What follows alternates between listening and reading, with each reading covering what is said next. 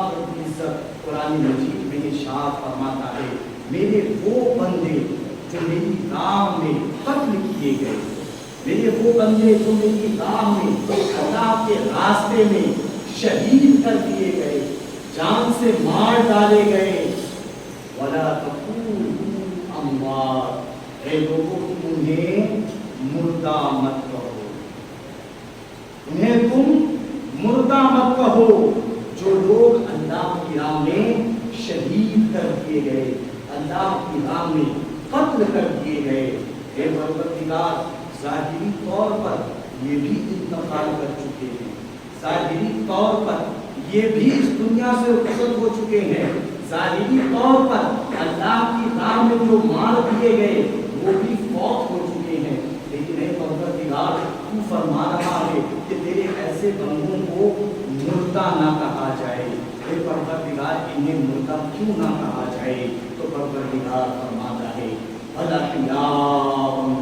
اے میرے بندو، تم میرے ان بندوں کو جن کو میری راہ میں شہادت ملی، جو میری راہ میں شہید کیے گئے، انہیں مردہ اس لیے نہ کہنا، اس لیے کہ جب وہ اس دنیا سے شہید ہوتے ہیں، جب اس دنیا میں شہادت پاتے ہیں، اس دنیا سے انتقال کرتے ہیں، تو ان کے انتقال کرتے ہی میں انہیں ایسی زندگی عطا فرماتا ہوں کہ وہ ہمیشہ کے لیے زندہ و جاوید ہو جایا۔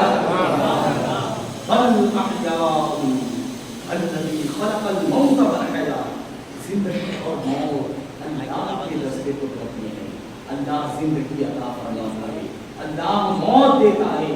اب وہ پروردگار اپنے شہید بندوں کو کیسی زندگی عطا فرما رہا ہے، ان کی زندگی کو سمجھنے کے لیے نہ ہمارے پاس ایسی بصیرت ہے، نہ ہمارے پاس ایسی عقل ہے، نہ ہمارے پاس ایسی سمجھ ہے کہ ہم اللہ کے ایسے بندوں کی زندگی کا احاطہ کر سکے، ادراک کر سکے، احساس کر سکے۔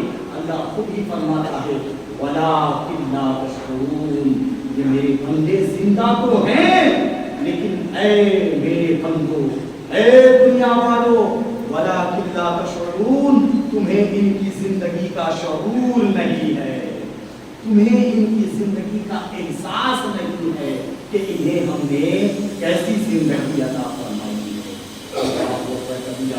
شہادت اور شہید اس مرد قلندر کو شہید کہا جاتا ہے جو والد عاقل طاہر مسلمان ظلمن کسی کے ہاتھ زخمی کیا گیا ہو، کسی کے ہاتھ ظلمن قتل کر دیا گیا ہو، ظلمن مار دیا گیا ہو، اور اس کے قتل نام سے کوئی مال واجب نہ ہوا ہو، اسے شہید کہا جاتا ہے۔ شہید کا اتنا بڑا مرتبہ ہے کہ عام مومن کتنا بھی نیک ہو، جب وہ انتقال کرتا ہے تو انتقال کے بعد قبر میں جاتا ہے، برزخی دنیا میں رہتا ہے، پھر حشر میں پہنچتا ہے، حساب و کتاب ہوگا، اس نے دنیا میں کیا کیا ہے یہ سب کچھ پیش کیا جائے گا، پھر جا کر اللہ اگر فضل فرمائے تو وہ جنت میں داخل ہوگا۔ ایسا ہی تو ہے نا، مرنے کے بعد فوراً کوئی جنت میں تو نہیں جائے گا، پہلے قبر کی منزل، پھر اس کے بعد حشر کی منزل، پھر اس کے بعد حساب و کتاب، پھر اس کے بعد اگر اللہ فضل فرمائے تو جنت میں داخلہ ہوتا ہے۔ لیکن وہ بندے جنہیں ظلمن مارا گیا ہو، وہ بندے جو اللہ کی راہ میں شہید ہوئے ہوں، وہ بندے جنہوں نے اپنی جان کو اللہ کی راہ میں قربان کیا ہو، ان کی یہ فضیلت ہے کہ جیسے ہی وہ انتقال کرتے ہیں، جیسے ہی ان کی روح ان کے جسم سے پرواز ہوتی ہے، اللہ تبارک و تعالی اپنے ایسے شہید بندوں کو جام شہادت نوش کرنے کے بعد فوراً جنت الفردوس میں مکان عطا فرماتا ہے۔ اور شہید بندوں کی روحیں سبز رنگ کے پرندوں یعنی ہرے رنگ کے پرندے کے قلب میں داخل کر دی جاتی ہے، اور ایسے شہید بندے اس پرندے کی شکل میں جنت میں سیر کیا کرتے ہیں، جنت کے رزق کھاتے ہیں، جنت کے میوے کھایا کرتے ہیں۔ اور دوسری فضیلت کہ ہم اور آپ یا کوئی انسان اگر انتقال کرتا ہے، کوئی مرتا ہے، تو فوراً اس کے اوپر غسل واجب ہو جاتا ہے. اب اس پر غسل دینا ضروری ہو جاتا ہے. بغیر غسل دیے، بغیر کفن پہنائے اسے دفنایا نہیں جاتا ہے. آپ کے یہاں کیا ہے؟ ایسا ہی تو ہے نا، کسی کا انتقال ہو جائے اسے غسل دیتے ہیں اور فرائض غسل دینے کے بعد پھر کفن پہناتے، پھر اسے قبر میں ڈالتے، نماز جنازہ پڑھتے ہیں. لیکن شہادت جس نے نوش کیا ہو، جو بندہ شہید ہوا ہو، اس کے لیے یہ فضیلت ہے کہ وہ جس حال میں رہا ہو، جس کپڑے میں رہا ہو، جس طریقے پر جنگ کرتے کرتے انتقال ہوا ہو، اب نہ اسے غسل دیا جائے گا، نہ اسے کپڑا پہنایا جائے گا یا بدلا جائے گا، نہ اس کے خون کو پوچھا جائے گا. ہمارا اور آپ کا خون ناپاک ہے. اگر خون کپڑے میں لگ جائے یا خون جسم میں لگ جائے تو ہمارا جسم اور کپڑا جس جگہ خون لگا ہے وہ ناپاک ہو جاتا ہے. لیکن شہید جب جامِ شہادت نوش کرتا ہے، اللہ کی راہ میں اپنی جان کو قربان کرتا ہے، تو ایسی صورت میں اس کے خون کو بھی اللہ تعالیٰ پاکی کا حکم عطا فرما دیتا ہے. اب اس کا خون ناپاک نہیں ہے، اب اس کا کپڑا خون میں لگنے سے ناپاک نہیں ہوگا، بلکہ جس طریقے پر اسے شہید کیا گیا ہے، جیسے وہ لیٹا ہوا ہے، جس کپڑے میں لیٹا ہوا ہے، اللہ کا یہ حکم ہے، نبی کا ارشاد ہے کہ اسی حالت میں اس کی نماز جنازہ پڑھی جائے گی، نہ کپڑا بدلا جائے گا، نہ غسل دیا جائے گا، بلکہ اسی حالت میں اسے قبر میں لیٹا دیا جائے گا. قیامت کے دن جب اللہ اپنے بندوں کو جمع فرمائے گا تو یہ شہید بندے اپنے انہی کپڑوں میں، جن کپڑوں کے ساتھ جامِ شہادت نوش کیا ہے، کفار سے جنگ کی ہے، کفار سے لڑائی لڑی ہے، انہی کپڑوں میں بہتے ہوئے خون کے ساتھ قبر سے اٹھ کر حشر کے میدان میں آئیں گے، اور اللہ تبارک و تعالی بغیر حساب و کتاب کے انہیں بخش دے گا، جنت میں مقام. نہ ان کا کپڑا بدلا جائے گا، نہ اسے غسل دیا جائے گا. جب وہ قیامت کے میدان میں آئیں گے تو ان کا خون بالکل جس طرح کے ابھی خون نکل رہا ہو، اسی طرح پاک و صاف خون کے جسم سے بہ رہا ہوگا. اللہ تبارک و تعالی نہ صرف اپنے شہید بندوں کو بخش دے گا، بلکہ وہ شہید بندے جن کے لیے اللہ کی بارگاہ میں دعا کریں گے، شفاعت کریں گے، اللہ تبارک و تعالی ان کو بھی بخشش کا پروانہ عطا فرمائے. اب جب جنت میں تو وہ داخل ہو جائیں گے تو اللہ تعالیٰ اپنے ایسے بندوں سے فرمائے گا، اے میرے بندو بتاؤ تمہاری رضا کیا ہے، اے میرے بندو بتاؤ تمہاری خوشی کیا ہے. اللہ اکبر، اس سے بڑھ کر ایک شہید کی فضیلت اور کیا ہو سکتی ہے کہ پروردگار پوچھے، اے میرے بندہ، اے میرے بندے تم بتاؤ تمہاری خوشی کیا ہے، تم چاہتے کیا ہو. پوری دنیا آج اللہ کی رضا چاہتی ہے، پوری دنیا اپنے رب کو راضی کرنا چاہتی ہے. آج بیلا کوبا ٹاؤن اور اطراف بیلا کوبا کے مسلمان اس بارش کے موسم میں بھیگتے ہوئے اور پانی سے بچتے ہوئے اگر جمعہ کے لیے حاضر آئے ہیں، میں اگر آپ سے پوچھوں تو آپ کیوں حاضر آئے ہیں، تو ہر ایک کا جواب یہی ہوگا کہ ہم اپنے رب کو راضی کرنے کے لیے آئے ہیں. ہم اس لیے حاضر ہوئے ہیں کہ ہمارا پروردگار ہمارے سجدوں سے راضی ہو جائے، ہمارے گناہوں کو بخش دے، ہم سے خوش ہو جائے. ہم اپنے رب کی خوشنودی حاصل کرنے کے لیے آئے ہیں. لیکن شہید اور شہادت کا مرتبہ وہ مرتبہ ہے کہ پروردگار اپنے بندوں سے جنت میں پوچھے گا، اے میرے بندے بتا تیری رضا کیا ہے، تیری خوشی کیا ہے، تو کیا چاہتا ہے، تو مانگ آج تجھے عطا کیا جائے گا. اللہ اکبر. ایک شہید بندہ جنت میں عرض کرے گا، اے پروردگار میری خوشی یہ ہے، میری چاہت یہ ہے، میری آرزو یہ ہے، میری تمنا یہ ہے کہ تو مجھے دوبارہ زندگی عطا فرما دے. تو مجھے دوبارہ زندگی عطا فرما دے پہلے کی طرح، مجھے دوبارہ دنیا میں جانے کی اجازت عطا فرما دے کہ میں دوبارہ زندگی مجھے ملے، دوبارہ دنیا میں جاؤں اور تیری رضا کے خاطر تیرے دشمنوں سے لڑائی لڑوں اور اس لڑائی میں مجھے دوبارہ شہید کر دیا جائے، دوبارہ شہید کر دیا جائے۔ اللہ اکبر! شہید ہونے میں کتنا مزہ ہے وہ شہید ہی جانتا ہے۔ پروردگار اس وقت فرمائے گا اے میرے بندو، دنیا دار العمل ہے اور آخرت دار الجزا ہے، تیرے اس عمل کا بدلہ اور جزا اور ثواب تجھے دے دیا گیا، اب دوبارہ تجھے دنیا میں نہیں جانا ہے۔ بہرحال وہ شہید بندے اللہ کی مرضی کے مطابق، اللہ کی خوشنودی کے مطابق جنت میں زندگی گزاریں گے، اور جو لوگ شہید کر دیتے ہیں، جو لوگ انہیں مسلمانوں کو ظلماً اور انہیں شہید کرتے ہیں، ظلماً قتل کرتے ہیں، ان کے لیے خدا کا قرآن کہتا ہے خالدین فیہا، وہ ہمیشہ ہمیش جہنم میں رہیں گے۔ یہ آیت کریمہ جسے میں نے آغاز گفتگو میں تلاوت کی تھی کہ پروردگار ارشاد فرماتا ہے میرے وہ بندے جنہیں اللہ کی راہ میں، میرے راہ میں شہید کیا گیا، قتل کیا گیا، تم انہیں مردہ مت کہو، تم انہیں میت نہ کہو، تم انہیں مردار نہ کہو، بلکہ وہ کیا ہے؟ زندہ ہیں۔ وَلَٰكِنْ لَا تَشْعُرُونَ، تمہیں ان کی زندگی کا شعور نہیں، تمہیں ان کی زندگی کا احساس نہیں۔ یہ آیت کریمہ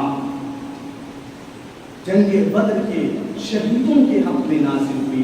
بدر کے موقع پر اللہ کے نبی صلی اللہ تعالی علیہ وسلم اور آپ کے ساتھ 313 اصحاب تھے، اور ادھر کفار ہزاروں کی تعداد میں آئے ہوئے تھے۔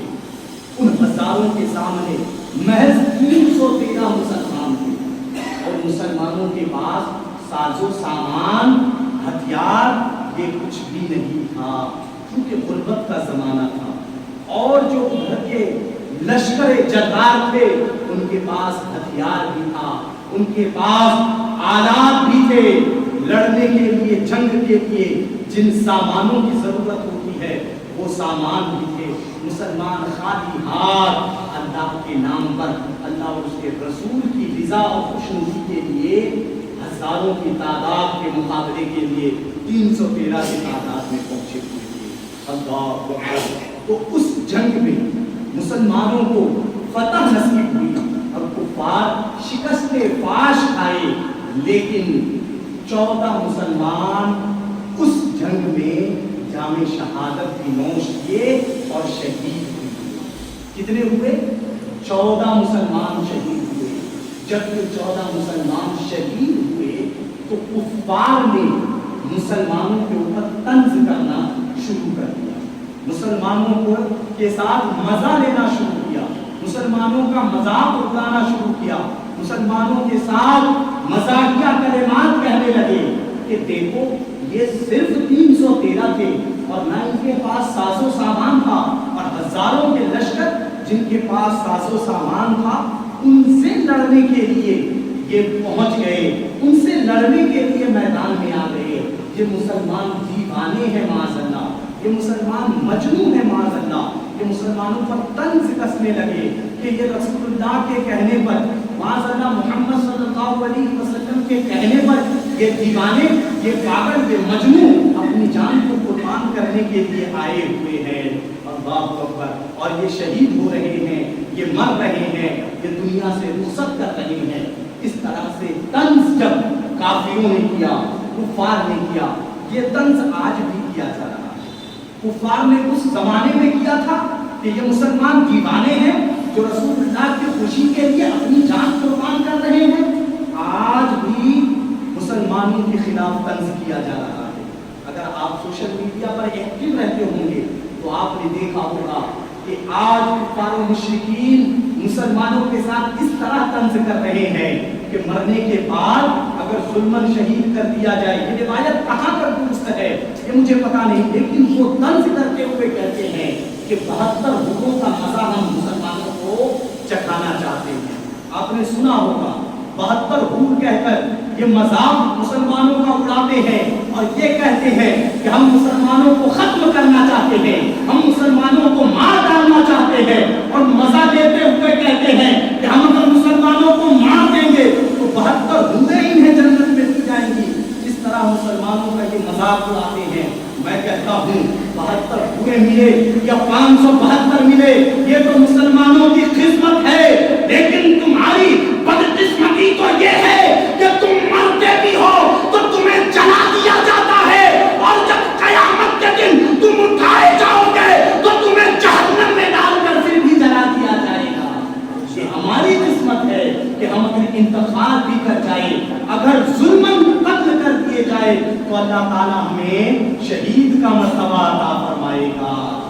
کفار نے جب مسلمانوں کے خلاف اس طرح کی بکواس کی تو پروردگار نے ان کا رد بلیغ فرمایا کہ اے لوگوں، تم میرے ایسے بندوں کو جن کو میری راہ میں شہادت ملی، جنہوں نے اپنی جان میری راہ میں قربان کی، جو میری خوشی اور میری رضا کی خاطر اپنی جان کی قربانی پیش کیا ہو، تم انہیں مردہ کہتے ہو، تم انہیں مر گیا کہتے ہو؟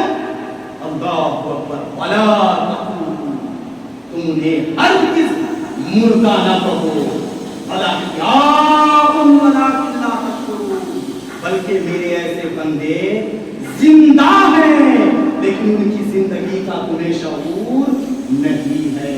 اللہ تعالیٰ نے مسلمانوں کے حق میں اور شہداء کے حق میں، شہدائے بدر کے حق میں اس آیت کو نازل فرمایا اور شہیدوں کی مدح سرائی فرمائی اور شہیدوں کو مردہ کہنے سے منع فرمایا۔ کسی لفظ سے انکار کے لیے، کسی لفظ سے انکار کے لیے لا تقولوا یعنی مت کہو کہنے کے لیے 3 نوعیت ہوتی ہے۔ ایک نوعیت یہ ہوتی ہے ولا تقولوا یعنی مت کہو، تم ایسا مت کہو، اس کی 3 صورتیں ہوتی ہیں۔ ایک صورت تو یہ ہوتی ہے کہ وہ بات فی نفسی سچی اور اچھی ہوتی ہے، لیکن اس بات کا اظہار کرنا یعنی اس بات کو دوسروں سے کہنا مناسب نہیں ہوتا ہے۔ اس کی مثال جیسے اللہ تبارک و تعالیٰ نے شب معراج میں اپنے محبوب پیغمبر ہم سبوں کے آقا صلی اللہ تعالی علیہ وسلم کو اپنے قریب بلوایا تھا کہ نہیں بلایا تھا؟ فَأَوْحَى إِلَىٰ عَبْدِهِ مَا أَوْحَىٰ، قرآن میں یہ لفظ آیا ہے کہ اور ہم نے اپنے بندے کی طرف وحی کی وہ جو وحی کی گئی یا جو ہم نے وحی کی۔ بہرحال اللہ تبارک و تعالیٰ نے شب معراج کو اپنے بعد اپنے پیغمبر کو بلایا اور بلانے کے بعد کچھ راز و نیاز کی باتیں ہوئی، کچھ راز و نیاز کی باتیں ہوئی۔ بات سچی تھی، بات فی نفسی اچھی تھی، لیکن اللہ نے اپنے نبی سے فرمایا کہ اے پیغمبر اس بات کو دوسروں کے سامنے ظاہر مت کرنا۔ سمجھ میں آئی بات کہ بات فی نفسی درست ہے، بات فی نفسی اچھی ہے، لیکن دوسروں کے سامنے اس بات کو اظہار کرنے سے، ظاہر کرنے سے، پیش کرنے سے منع کیا جاتا ہے۔ ایک یہ صورت ہے جس بنا پر ولا تقولوا یعنی مت کہو کہا جاتا ہے، اور دوسری صورت کہ بات فی نفسی تو اچھی ہو، بات فی نفسی تو اچھی ہو لیکن اس کا اعتقاد اچھا نہ ہو، اس بات کو اپنے ذہن میں رکھنا بہتر نہ ہو۔ وہاں بات اچھی بھی ہو، کہنا بہتر نہ ہو، لیکن دل میں اس کا اعتقاد رکھنا درست ہو۔ اور دوسرا یہ کہ بات اچھی ہو لیکن اس بات کا اعتقاد دل میں رکھنا اچھا نہ ہو۔ اس کی مثال یہ ہے کہ اللہ تبارک پڑھے دوسرے پاک اللہم صلی علی سیدنا و مولانا محمد مادری الجود والکرم منبع العلم والحکم وآلہ وبارک وسلم۔ دوسری نوعیت کی مثال یہ ہے کہ بات فی نفسی ہی اچھی ہو، بات تو ٹھیک ہو لیکن اس کا کہنا درست نہ ہو. جیسے کہ اللہ کے نبی صلی اللہ تعالی علیہ وسلم کی خدمت میں راعنا کے ذریعے سے التجا پیش کرنا، علیزہ لگانا.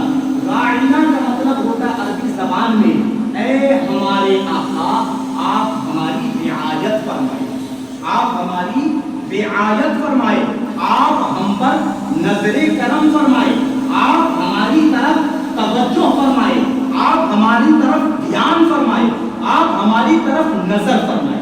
یہ سارا معنی ہوتا ہے راعنا کا عربی زبان میں. اور یہ کہنا اچھا تو ہے، اچھا ہے فی نفسی کے بات ٹھیک ہے راعنا، لیکن اللہ تبارک و تعالی نے قرآن میں ارشاد فرمایا ولا تقولوا راعنا، کہ تم راعنا مت کہو. میں نے کہا نا کہ کبھی انکار کی نوعیت کی وجہ یہ ہوتی ہے، نوعیت یہ ہوتی ہے بات فی نفسی ٹھیک ہوتی ہے، بات اچھی ہوتی ہے، لیکن کہنے کی اجازت نہیں ہوتی ہے. اب راعنا یہ بات تو ٹھیک ہے، بات تو اچھی ہے، قول تو درست ہے، لیکن پروردگار نے فرمایا ولا تقولوا، اے میرے بندو تم راعنا مت کہو. کیوں مت کہو؟ کیونکہ راعنا یہودی کی زبان میں گالی ہے، یہودی کی زبان میں یہ گالی ہے، اور عربی زبان میں اس کا معنی ٹھیک ہے. لیکن جب مسلمان اللہ کے نبی کی بارگاہ میں حاضر ہوتے، کوئی بات سمجھ نہ پاتے، تو اس وقت عرض کرتے یا رسول اللہ راعنا، ہماری رعایت فرمائے، دوبارہ اس بات کو عرض فرمائے. اس طرح سے لوگ کہتے تو وہ یہود اس قول کو سن کر ہنسا کرتے، مذاق اڑاتے. ایک زبان کی بولی دوسری زبان کی گالی ہو ہی سکتی ہے؟ یہ اردو میں سر کے بال ہو یا کوئی بھی بال ہو اسے بال کہا جاتا ہے، لیکن بنگلہ زبان میں وہ گالی ہے.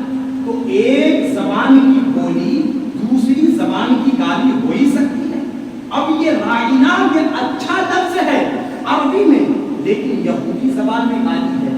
اس لیے اللہ تبارک و تعالی نے فرمایا ہے یا الذین آمنوا لا تقولوا راعنا، اے ایمان والو تم راعنا نہ کہو، وقولوا انظرنا، اور اگر تمہیں کہنا ہو تو کہو انظرنا، اے اللہ کے نبی آپ ہمارے نظر فرمائیے. یہ دوسری نوعیت ہے.